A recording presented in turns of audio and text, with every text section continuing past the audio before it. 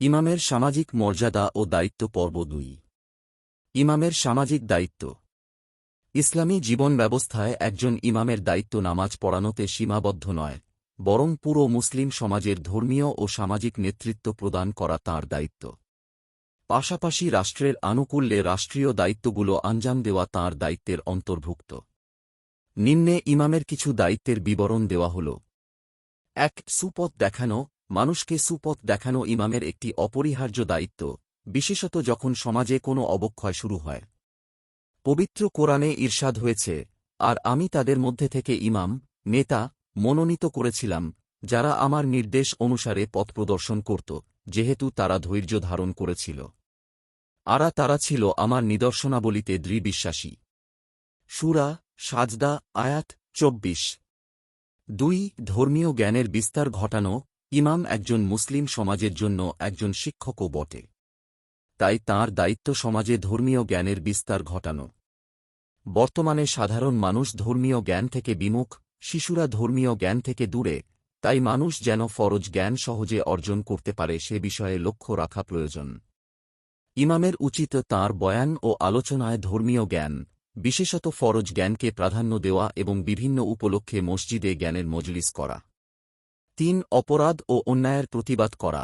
একজন ইমামের দ্বীনী দায়িত্ব হল সমাজে কোনো পাপ বা অন্যায় মাথাচাড়া দিয়ে উঠলে তার প্রতিবাদ করা।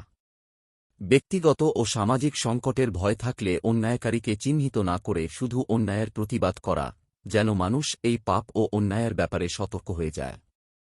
আল্লাহ বলেন, আমি তাদের পৃথিবীতে প্রতিষ্ঠা দান করলে তারা নামাজ কায়েম করবে, জাকাত দেবে এবং সৎ কাজের নির্দেশ দেবে ও অসৎ কাজ থেকে নিষেধ করবে।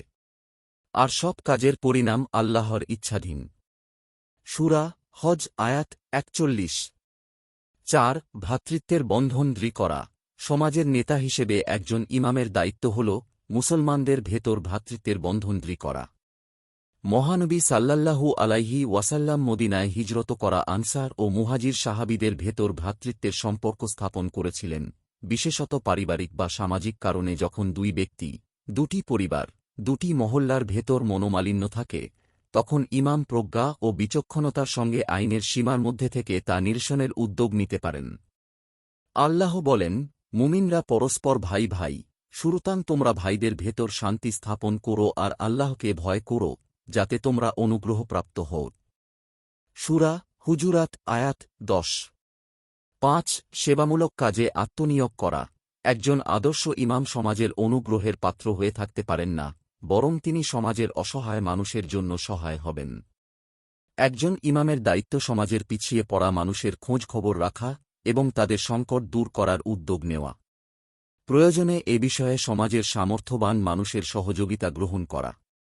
মহানবী সাল্লাল্লাহু আলাইহি ওয়াসাল্লাম নিয়মিত সমাজের দুস্থ ও অসহায় মানুষের খোঁজ খবর রাখতেন, এমনকি কেউ নামাজের জামাতে উপস্থিত না হলে তিনি বাড়ি গিয়ে তার কারণ জানার চেষ্টা করতেন। মনে রাখতে হবে, একজন ইমাম সমাজের নেতা। আর ইসলামের শিক্ষা হল, গোত্রের নেতা তাদের সেবক। সিলসিলাতুদ দইফা হাদিস ১৫০২। আল্লাহ সবাইকে দ্বীনের সঠিক জ্ঞান দান করুন। আমিন। নিয়মিত ইসলামিক এবং স্বাস্থ্য বিষয়ক ভিডিও পেতে লাইক, কমেন্ট, ফলো এবং চ্যানেলটি সাবস্ক্রাইব করে পাশে থাকবেন।